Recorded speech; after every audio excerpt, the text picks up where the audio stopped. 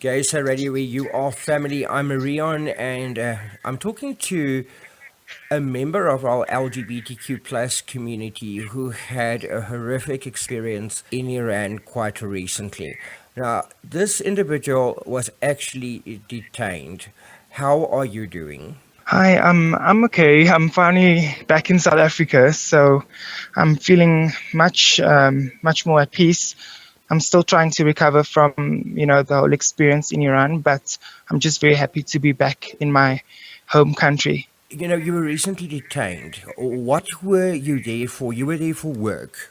I was there for work. I received a 6-month contract to work in Iran, and I wasn't quite educated on the country and the economy and what was happening in the country. And, I was just at a very desperate point in my life where I was in need of money, and, I was offered this fabulous contract. And when I got to the country, everything seemed fine. After the first month, things just went terribly wrong. And I tried to get away, but I was held captive in the work environment that I was working in. What happened? So I received a contract, a job offer about 7 months ago, say, and I was working in the country. I was offered this really great opportunity, and also I was thinking a lot about the money because they offered me a really great salary, and I wasn't very educated on the economy of Iran, so I just thought, okay, well, they offered me all this money, so let me go. And that was actually my biggest mistake because I should have done actually research about Iran before going to the country. I arrived there. The first month was sort of okay. And then after the first month, that's when all hell broke loose and things just got really, really crazy. And the guy that hired me refused to release me from Iran because he had contracted me for 6 months. And because I started to notice that things was not going very well and I wanted to leave, he kept me hostage in the country, refusing me to leave. For how long were you kept It was hostage? for 6 months in the country. And how? Did he lock you up?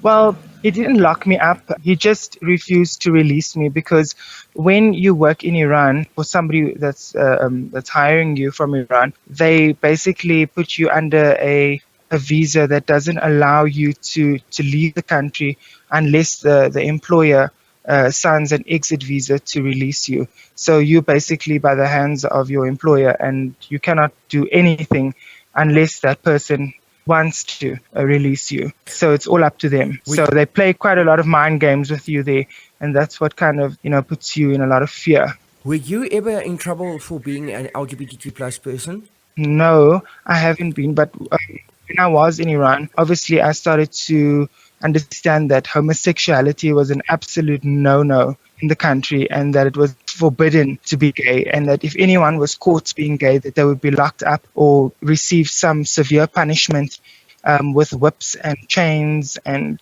getting beaten up by the police. It's quite horrific. And that obviously put a lot of fear in me. So living in Iran for 6 months, I was basically in hell. It was hell for me living there. Were you allowed to go anywhere?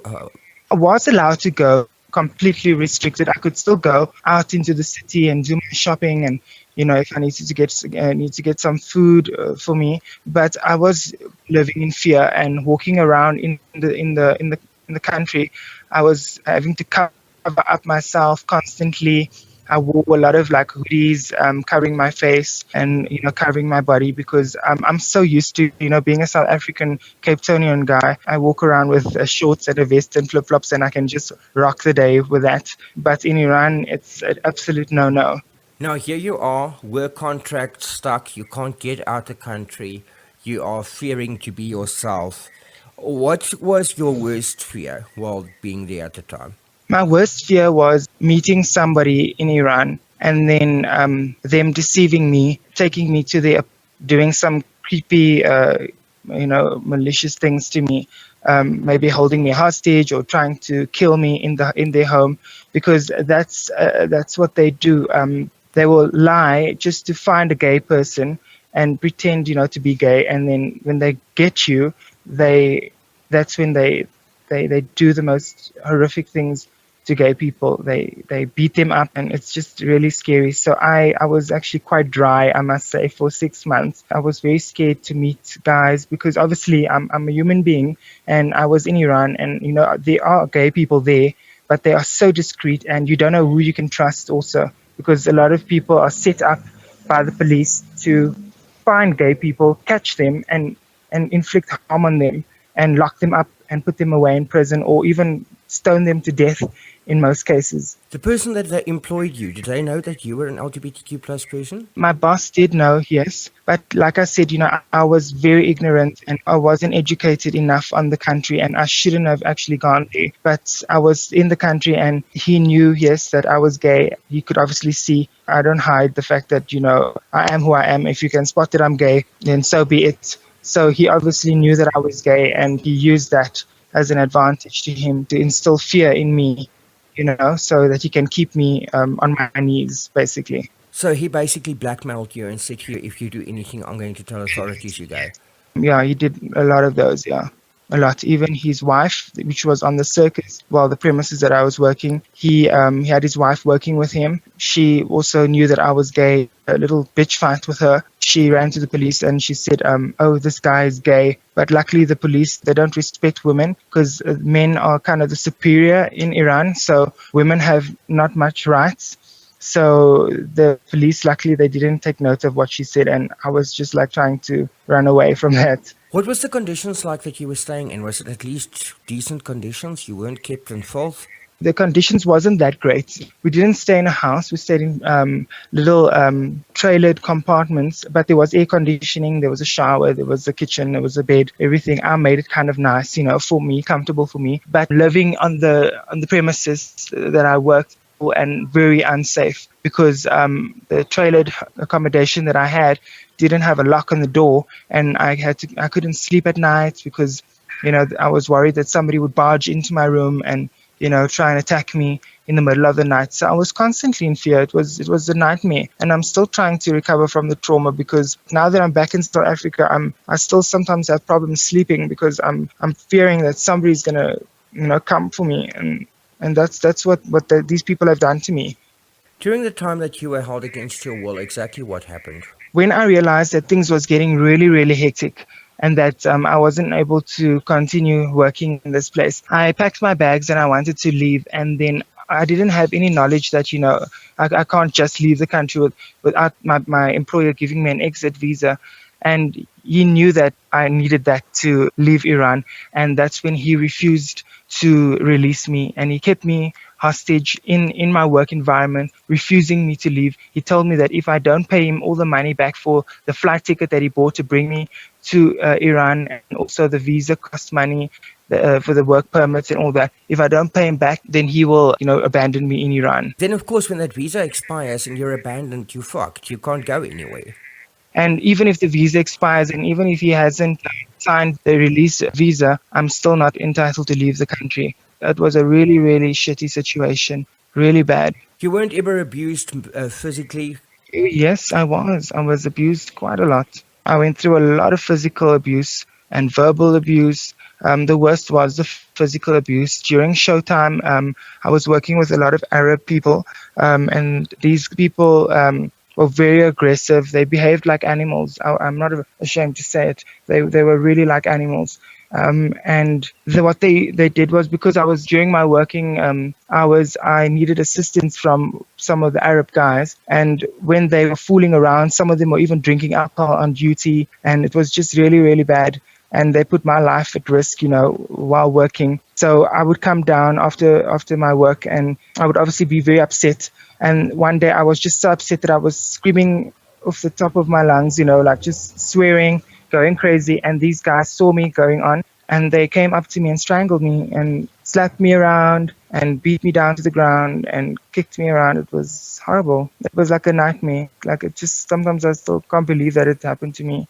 How did you eventually get away? How did you get out? Eventually, when all this ended, I tried to, obviously pretend and kind of make peace with my boss. I had to fake it till I make it, basically. So I lied my way out.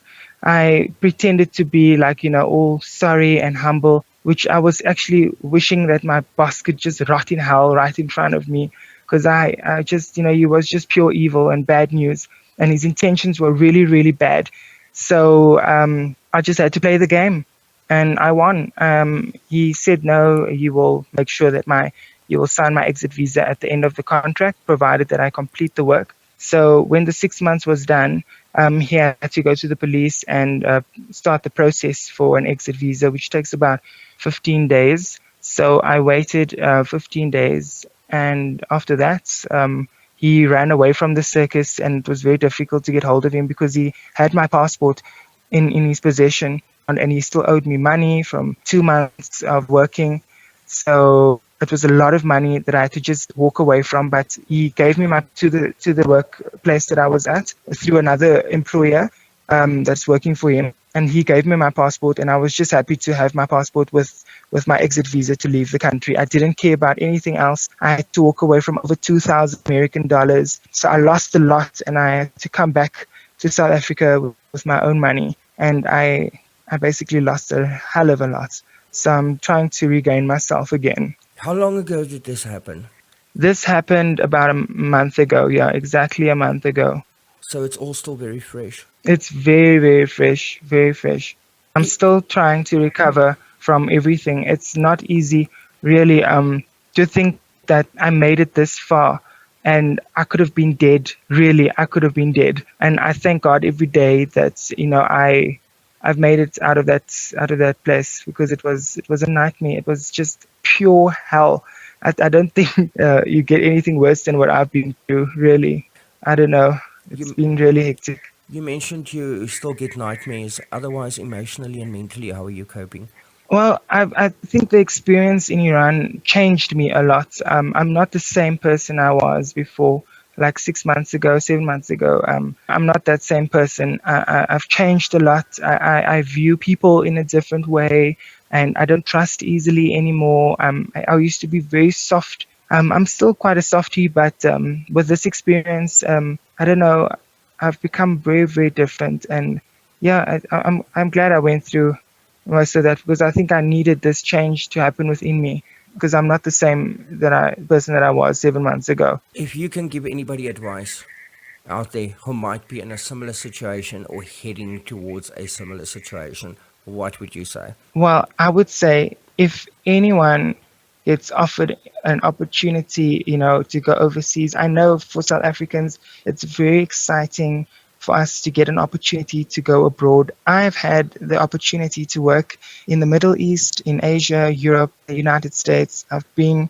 to many, many countries, and it's been a really amazing experience. But I would say that, don't just jump for an opportunity. Do your research, your shit. Don't just, take anything. I know it seems very exciting at the spur of the moment, but they should be very careful. And also, I know, like I've also recently experienced with another gay friend of mine from South Africa. He was chatting online with some guy from Turkey, which is also an Islamic country. And this guy offered him to, come and have a week of fun and, partying. And obviously, like in the gay community, there can be a lot of lust and, sexual things involved. So, just be very careful with any offers. Don't just go there. Have a plan B, have extra money. Make sure that if you are in the shit, that you can pay your way out of the situation.